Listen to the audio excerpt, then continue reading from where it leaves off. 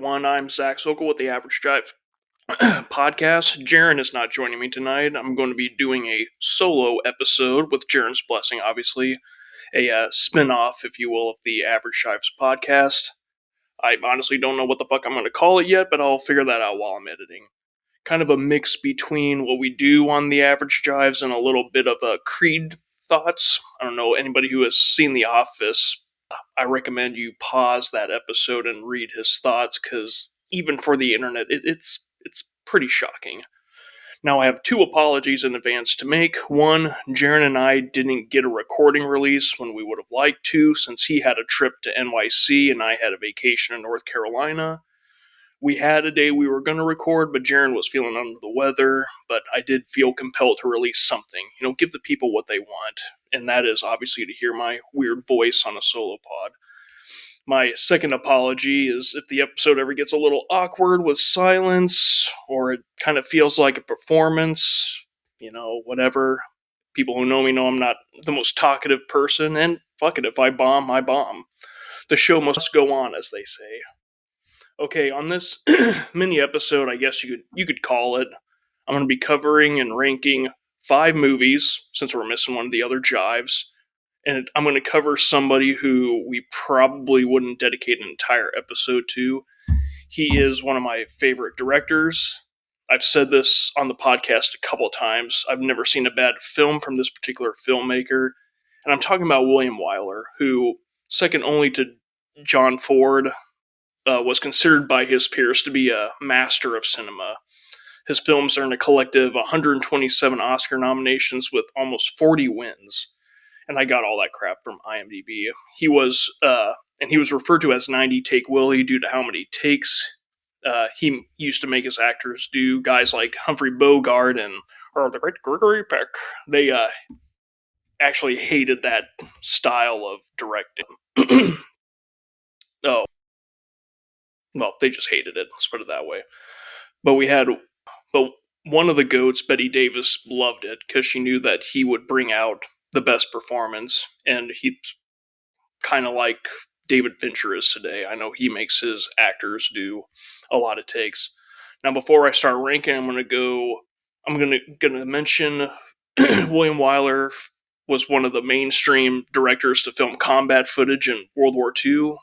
He flew with the Air Corps and directed one of the greatest combat documentaries of World War II called The Memphis Belle, which I believe is available on HBO Max. Now, Netflix has a documentary called Five Came Home, which covers all the directors involved in the stories, and all those stories are told by 5 currently well-known directors. But let's get started.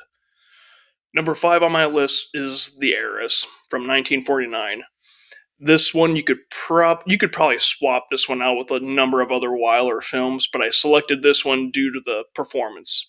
The performances. The film features Olivia de Havilland, Montgomery Clift, and Ralph Richardson, and believe it or not, the actors did not enjoy working together. Richardson constantly tried to one-up the other actors because he was, I don't know, I guess he was a stage actor, and Clift didn't really like Olivia de Havilland very well because Wyler basically coached her to her Oscar-winning performance. And she plays a naive young woman who falls in love with a handsome young man, Montgomery Clift, who her emotionally abusive father believes is out for her fortune. From Wyler's directing, he had a lot of master shots similar to what Ford did, but probably a lot more extravagant. Now, his trademark is what he really enjoys using as staircases in his movies. And kind of like how David Lean used to use train in all of his, Wyler's was staircases, as they function as a location of power and dominance, where he uses like mirrors and window frames as the opposite effect, where they're powerless and are like cause restrictions. Now, The Heiress did win 4 Oscars total. Wyler was nominated for Best Director, but he didn't win. It's okay, because he had already won 2 by this time. And the next one, I believe, oh god, I don't even know if it's available anywhere for streaming, but it is a really good movie. And like I said, you could have picked a number of movies to go into that spot, but Number 4 on the list is Wuthering Heights from 1939. Man, this movie's been remade like 5 times, no joke, including there's one coming out next year with Margot Robbie. But it's kind of a toxic tale of love, forbidden love, I guess, based on a book by Emily, I think it's pronounced Bronte. Uh, think, yeah, I think that's how you pronounce it.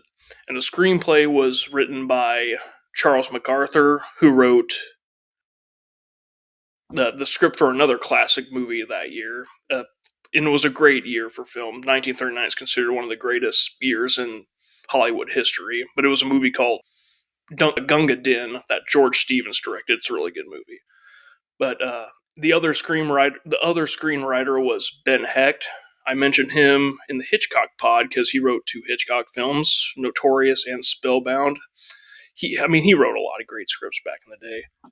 This film stars the great Laurence Olivier, another actor who initially hated Wyler's persistent take after take, but he did credit him for teaching him how to act on film because he was a world-renowned stage actor, Shakespearean actor. And it also stars Merle Oberon and David Nevin.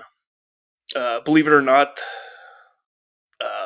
there's as much hate and resentment in this movie as there is love. Like I mentioned, it's kind of toxic. Granted, Kathy, the character Oberon plays Kathy, and she's just a young woman who's conflicted, and Heathcliff has a lot of built-up rage from his upbringing. From the Wyler side of it, on my note, I just started listing all the great shots, but there were too many to listen, so I'll just mention one. Every Wyler film has a shot or scene that always stands out to me personally, so this is the one that comes to mind and that I think of regularly whenever I think about this movie. And it's Heathcliff, Larry's character, is hiding or eavesdropping on a conversation with Kathy and one of the servants. And the camera is cutting back and forth in between the conversation, which is in candlelight. And it cuts back to the candlelight conversation and Heathcliff's in the dark. Now, Kathy says something that Heathcliff doesn't like very well. I won't go into detail, you just have to watch the movie. If you want to find out, it's on Amazon Prime or Tubi. But anyways, in the scene, it doesn't cut to his exit. Instead, the candlelight flickers, indicating that he has left the home. And this has probably been ripped off in a number of different ways over the years. But the first time I saw it was the first time I saw it in a film. This probably would have done a little bit better at the Oscars if it had not been 1939, which this was the year where Gone with the Wind came out, Mr. Smith Goes to Washington, Wizard of Oz, Stagecoach. It was just a really good year for movies. Now, number 3 on my list, The Best Years of Our Lives from 1946. Wyler's first film after his World War II service. And this one is probably the most personal for me, being a veteran, which I don't necessarily consider myself to be a combat veteran. Granted, I spent like 1,000 days in the desert, but I wasn't a combat arms MOS. But I said to an acquaintance, to some acquaintances when I was on a trip with my buddy Manny Benigno Reyes Jr. III, that we were veterans, but not combat veterans. And he looked insulted by it, but whatever. That's just the way it is. That's just how I feel. But I think this film speaks to a lot of veterans of all conflicts, in my opinion, making it timeless. You got the physically wounded veteran played by Harold Russell, who actually lost his hands during World War II. Now, he has an interesting award story. He was nominated for Best Supporting Actor for this movie, and the Academy didn't think he was going to win it. So they made an honorary Oscar for him, but as it turned out, he actually did win Best Supporting Actor, so he won 2 Oscars for the same role. And Frederick March won his second leading Oscar for the performance in this movie as the emotionally wounded veteran who covers it up by overdrinking, but on the outside, everything appears to be fine and dandy. Dana Andrews plays the vet struggling to find his footing in both his personal and professional life. The film also stars Myra Loy, Teresa Wright, and Virginia Mayo. I'm so entrenched with the storyline. I don't really think there's much trickery to the filmmaking aspect, the story's just really relatable. And like I guess I don't think it's only relatable to veterans because there is an interconnectedness to the characters I feel any audience would appreciate. The film ended up winning 7 Oscars total, including the 2 actor Oscar, and William Wyler did win Best Director for this one. You can watch this. Yeah, you can also watch The Best Years of Our Lives on Amazon and Tubi, so Amazon Prime. Okay, let's get this going. Number 2, a movie I freaking love, and I used to revisit it every Christmas Eve. It's over 3.5 hours long, so I don't get to it every Christmas Eve every year, but it's the movie called Ben-Hur from 1959. A story of love, vengeance, and redemption, starring Charlton Heston, Jack Hawkins, Stephen Boyd, Martha Scott, Kathy O'Donnell, and Hugh Griffith. Wyler was just coming off of his Western, The Big Country, so now he wanted to tackle the epic genre. And it was a remake of the 1927 hit silent film, and guess who was the assistant director on that film? William Wyler. This movie actually holds up really well. It still looks incredible, and yes, I get it. Most of the background sceneries are painting, still beautiful. Got colorful costumes and an epic score by Miklos Rozia. I think that's how you pronounce it. But let's put it this way: the acting is probably the weakest part of the movie, and it won 2 acting Oscars, one for Heston and one for Griffith.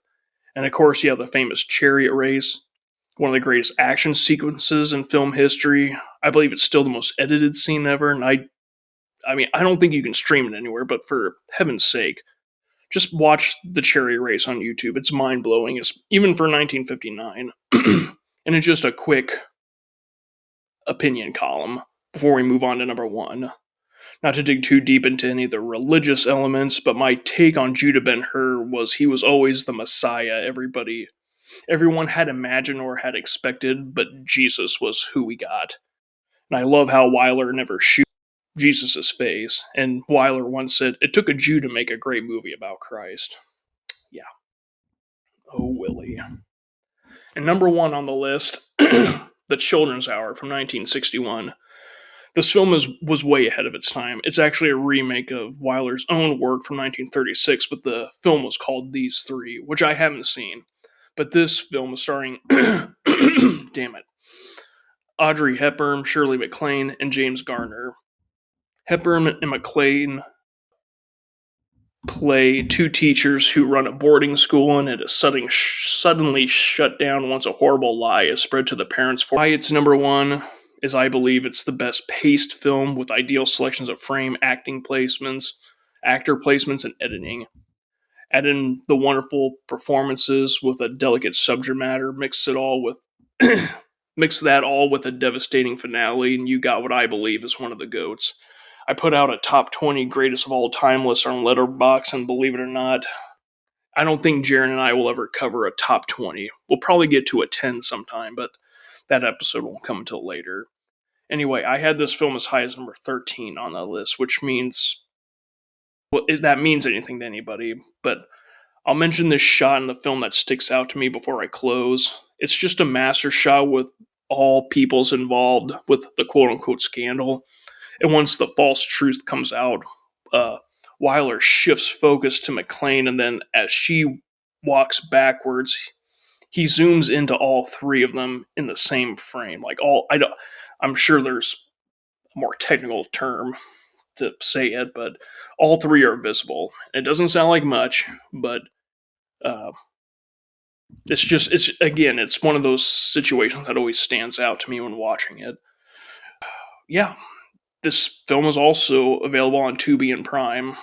Its only negative is that I hate the fucking font that they chose for the opening credits, but that's seriously, it's the only thing I don't like about the movie. Well, shit. It's gonna be, yeah. I'm coming in under 15 minutes. That's pretty damn good for a solo pod. For whoever listens, thank you for listening, and here's just a quick recap for the best William Wyler films, in my opinion.